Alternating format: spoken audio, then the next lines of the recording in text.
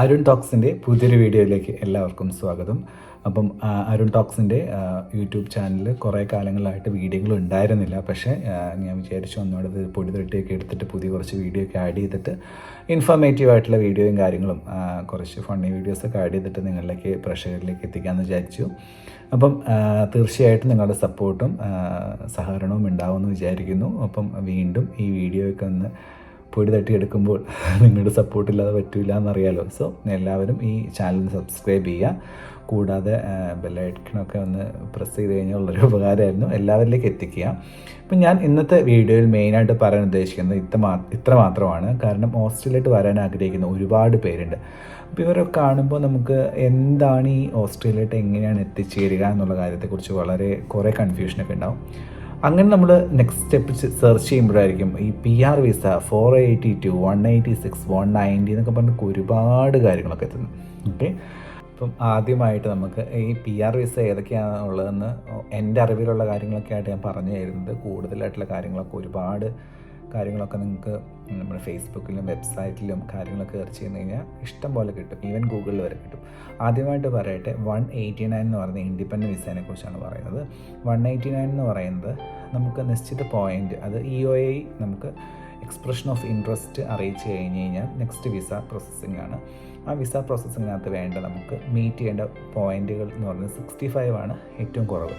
ഈ പോയിൻ്റ് എന്ന് പറഞ്ഞാൽ നമ്മുടെ പ്രൊഫഷണൽ എക്സ്പീരിയൻസ്, കൂടാതെ നമ്മുടെ ലാംഗ്വേജ് പ്രൊഫിഷ്യൻസി, പിന്നെ നമ്മുടെ ക്വാളിഫിക്കേഷൻ, ഹൈ ക്വാളിഫിക്കേഷൻ, നമ്മുടെ ഏജ്, ഇങ്ങനത്തെ കാര്യങ്ങളൊക്കെ. ഇപ്പോൾ ഓസ്ട്രേലിയയിലുള്ളവരാണെങ്കിൽ അവർക്ക് അതിൻ്റേതായ ഇവിടുത്തെ എക്സ്പീരിയൻസിന് അഡീഷണൽ പോയിൻറ്റുകളൊക്കെ ഉണ്ട്. അപ്പം അങ്ങനത്തെ കാര്യങ്ങളൊക്കെ വെച്ചിട്ട് നമുക്ക് ഇപ്പം ലാസ്റ്റ് വിളിച്ചിരിക്കുന്നത് 85 ആണെന്ന് തോന്നുന്നു പോയിൻ്റ് ഉള്ള ആൾക്കാർക്ക് ഈ അടുത്ത റീസെൻ്റായിട്ട് വിളിച്ചിരിക്കുന്നത്. അങ്ങനെ ഉള്ളതാണ് 189, 190 ഒക്കെയുള്ള വിസ എന്ന് വെച്ചിട്ടുണ്ടെങ്കിൽ. പക്ഷേ 189 ഇൻഡിപെൻഡൻ്റ് ആണെങ്കിൽ 190 സ്റ്റേറ്റ് നോമിനേറ്റഡ് ആണ്. അപ്പം ഏതെങ്കിലും പർട്ടിക്കുലർ സ്റ്റേറ്റിന് അവർക്ക് ആ സ്റ്റേറ്റിലേക്ക് ആവശ്യമുള്ള ആൾക്കാർ, ഇപ്പം ഫോർ എക്സാമ്പിൾ എന്തെങ്കിലും ട്രേഡായിട്ട് വർക്ക് ചെയ്യുന്ന ആൾക്കാർ ഇപ്പോൾ അവർക്ക് വേണ്ടെങ്കിൽ, അല്ലെങ്കിൽ ഹെൽത്ത് വർക്കേഴ്സിന് അവർ വേണ്ടെങ്കിൽ നമ്മൾ അപ്ലൈ ചെയ്യുമ്പം അവർ നമുക്ക് നോമിനേഷൻ തരും. അങ്ങനെയാണ് 190 എന്ന് പറയുന്നത്. ഇതും ആ സ്റ്റേറ്റിൽ മാത്രമേ വർക്ക് ചെയ്യാൻ പറ്റുള്ളൂ, ഈ PR ഉള്ള സ്റ്റേറ്റിൽ മാത്രമേ വർക്ക് ചെയ്യാൻ പറ്റുള്ളൂ. പിന്നെ ഉള്ളതാണ് 186 എന്ന് പറയുന്നത് എംപ്ലോയർ നോമിനേറ്റ് വിസയാണ്. അധികവും ഈ പറയുന്ന ഹെൽത്ത് പ്രൊഫഷണൽസൊക്കെ വരുന്ന വിസയാണ് ഈ പറയുന്ന 186 എന്ന് പറയുന്നത്. ഈ 186 വരുമ്പോൾ ഉള്ള കാര്യം എന്ന് വെച്ച് കഴിഞ്ഞാൽ, ഏതാണോ ഒരു പർട്ടിക്കുലർ എംപ്ലോയറിൻ്റെ കീഴിലായിരിക്കും നമ്മൾ നിൽക്കേണ്ടത്. അവരൊരു കോൺട്രാക്റ്റ് പെർമനൻറ്റ് ആ കോൺട്രാക്റ്റിൽ തന്നെ നിൽക്കണം എന്നില്ല. പക്ഷേ ഓസ്ട്രേലിയയിൽ വരുന്ന ഒരു പ്രത്യേകത എന്ന് വെച്ച് കഴിഞ്ഞാൽ, ഇവിടെ നമുക്കൊരാളെ ഹെൽപ്പ് ചെയ്യുകയാണ്. നമ്മളൊരു ഹെൽപ്പ് ചെയ്യുമ്പം ആ ഹെൽപ്പ് ചെയ്യുന്ന ആളെ തേച്ചൊട്ടിക്കുന്ന ഒരു സ്വഭാവമാണ് പൊതുവെ നമുക്ക് എല്ലാവർക്കും ഉള്ളതല്ലേ. പക്ഷേ ഇവിടെ എന്ന് വെച്ച് കഴിഞ്ഞാൽ 186 വരുമ്പം അവരോട് കമ്മിറ്റ്മെൻറ്റ് എന്നുള്ളത് നമ്മൾ അറ്റ്ലീസ്റ്റ് 2 വർഷമെങ്കിലും നിൽക്കുക എന്നുള്ളതാണ് നമ്മുടെ പേഴ്സണലി എല്ലാവരും ചെയ്യുന്നത് കേട്ടോ. മലയാളികളൊക്കെ എല്ലാവരും അങ്ങനെ ചെയ്യുന്നത്.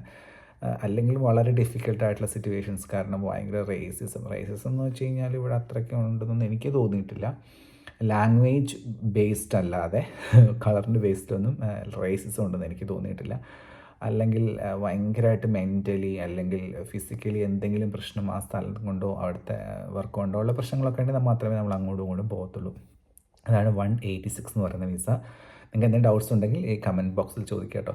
പിന്നെ ഉള്ളതാണ് 491 സബ് ക്ലാസ് വിസ എന്ന് പറയുന്നത്. കൈൻഡ് ഓഫ് 3 years 491 നിന്ന ശേഷം നമ്മൾ പിന്നെ PR അപ്ലൈ ചെയ്യാണ് ചെയ്യുന്നത്. അപ്പം ഇതാണ് മെയിനായിട്ടുള്ള വിസാസ്, ഈ പെർമനൻറ്റ് റെസിഡൻഷ്യൽ വിസ എന്ന് പറയുന്നത്. അപ്പം ഈ PR കിട്ടണമെങ്കിൽ നമുക്ക് ഏറ്റവും വേണ്ടത്, ബേസിക്കായിട്ട് വേണ്ടത് ക്വാളിഫിക്കേഷനാണ്. പിന്നെ വേണ്ടത് 3 years ഓഫ് എക്സ്പീരിയൻസ് ആണ്. പിന്നെ വേണ്ടത് ലാംഗ്വേജ് പ്രൊഫിഷ്യൻസി, PTE അല്ലെങ്കിൽ IELTS പോലുള്ള ഏതെങ്കിലും ഇംഗ്ലീഷ് എലിജിബിലിറ്റി ടെസ്റ്റ് എഴുതിയിട്ട് അതിന് ബേസിക്കായിട്ടുള്ള സ്കോർ എന്ന് പറയുന്നത് 6 ആണ്. അല്ലെങ്കിൽ ഈ 6 എന്ന് പറയുന്നത് നമുക്ക് പോയിൻ്റ് മീറ്റ് ചെയ്യാൻ പറ്റില്ല. അതിനനുസരിച്ച് ഇപ്പം പറയുകയാണെങ്കിൽ 8 ഒക്കെ ആണെങ്കിൽ നമുക്ക് അതിനനുസരിച്ച് കുറച്ചുകൂടെ പ്രൊഫഷൻസ് കൂടുതലാണെങ്കിൽ അതിനനുസരിച്ച് പോയിൻ്റ് കൂടുതൽ കിട്ടും. അങ്ങനെ ഉള്ള കാര്യങ്ങളൊക്കെ ഉണ്ട്. ഏജിനും പോയിൻ്റ് വൈസ് ഉണ്ട്. അതൊക്കെ ഈ വെബ്സൈറ്റിൽ കയറി കഴിഞ്ഞാൽ നിങ്ങൾക്ക് കാണാൻ പറ്റും കേട്ടോ. എല്ലാ ഡീറ്റെയിൽസ് നമുക്ക് അതിനുള്ളിൽ കാണാൻ പറ്റും. അപ്പം ഇങ്ങനത്തെ കാര്യങ്ങളൊക്കെ പോയിൻ്റ് മീറ്റ് ചെയ്ത ശേഷം മാത്രമേ നമുക്ക് ഈ പറയുന്ന വിസ അപ്രൂവ് ചെയ്യാൻ പറ്റും, വിസക്ക് അപ്ലൈ ചെയ്യാൻ പറ്റത്തുള്ളൂ. അപ്പോൾ ഒരു കൈൻഡ് അഡ്വൈസാണ്. ആരെങ്കിലും ഓസ്ട്രേലിയയിൽ വരാൻ ആഗ്രഹിക്കുന്നുണ്ടെങ്കിൽ ഇങ്ങനത്തെ ചെറിയ ഇൻഫർമേഷൻ നിങ്ങൾക്ക് ഉപകാരപ്പെടുന്നെന്ന് വിചാരിക്കുന്നു. അപ്പം നിങ്ങൾ ചെയ്യേണ്ടത് ഇത്രമാത്രം. ഏതെങ്കിലും ഇംഗ്ലീഷ് അക്കാഡമിയിലൊക്കെ ചെയ്ത് ഇംഗ്ലീഷ് ലാംഗ്വേജ് സ്കിൽസ് ഇമ്പ്രൂവ് ചെയ്യുന്ന PTU IELTSൻ്റെ ഒക്കെ അക്കാഡമിയിൽ പോയി ജോയിൻ ചെയ്ത ശേഷം നമ്മുടെ ലാംഗ്വേജ് ഇമ്പ്രൂവ് ചെയ്യുക. അതാണ് ആദ്യമേ ചെയ്യേണ്ടത്. കോൺഫിഡൻസ് ആയുള്ള ആൾക്കാരോടല്ല പറയുന്നത്, നല്ല സ്കിൽസ് ഉള്ള ആൾക്കാരോടല്ല പറയുന്നത്, എന്നെപ്പോലുള്ള ആവറേജ് ആയിട്ടുള്ള ആൾക്കാരോടാണ് അഡ്വൈസ് ചെയ്യുന്നത്. അപ്പം ഈ പെർമനൻറ്റ് വിസയാണ് ഇത്രയും നേരം പറഞ്ഞത്. ഇനി കൂടുതൽ ഈ 494 ഒക്കെ ഉണ്ട്, പക്ഷേ അതിനെക്കുറിച്ച് കൂടുതൽ ഡീറ്റെയിൽസ് എനിക്ക് അറിയില്ലാത്തതുകൊണ്ടാണ് ഞാൻ എക്സ്പ്ലെയിൻ ചെയ്യാത്തത്. ഇതാണ് മെയിനായിട്ട് 189, 186, 191, 190 പ്ലസ് 491 ആണ് എനിക്കറിയാവുന്ന വിസ. ആ വിസ ഏകദേശം 120 വിസയുണ്ട് കേട്ടോ ഓസ്ട്രേലിയയിലായിട്ട്, വിസിറ്റിംഗ് വിസ, സ്റ്റുഡൻറ്റ് വിസ അടക്കമുള്ള. അപ്പം ഈ ഒരു വീഡിയോ നിങ്ങൾക്ക് ദൈർഘ്യമേറിയ വീഡിയോ ഒന്നുമല്ല, എല്ലാവരും കുറച്ച് കണ്ടിരുന്ന് ഈ വീഡിയോ നിങ്ങൾക്ക് ഇഷ്ടപ്പെട്ടെങ്കിൽ ദയവ് ചെയ്ത് സബ്സ്ക്രൈബ് ചെയ്യുക, ചാനൽ ഷെയർ ചെയ്യുക, സപ്പോർട്ട് ചെയ്യുക. നിങ്ങളുടെ സപ്പോർട്ടില്ലാതെ ഒന്നും നടക്കില്ല. കൂടുതൽ ഇൻഫോർമേറ്റീവ് ആയിട്ടുള്ള വീഡിയോസ് വരണമെങ്കിൽ നിങ്ങളുടെ സപ്പോർട്ട് ആവശ്യമാണ്. അപ്പം ദയവ് ചെയ്ത് നിങ്ങൾ ഷെയർ ചെയ്ത് സപ്പോർട്ട് ചെയ്യുമെന്ന് വിചാരിക്കുന്നു. അപ്പം അടുത്ത വരെ ബൈ.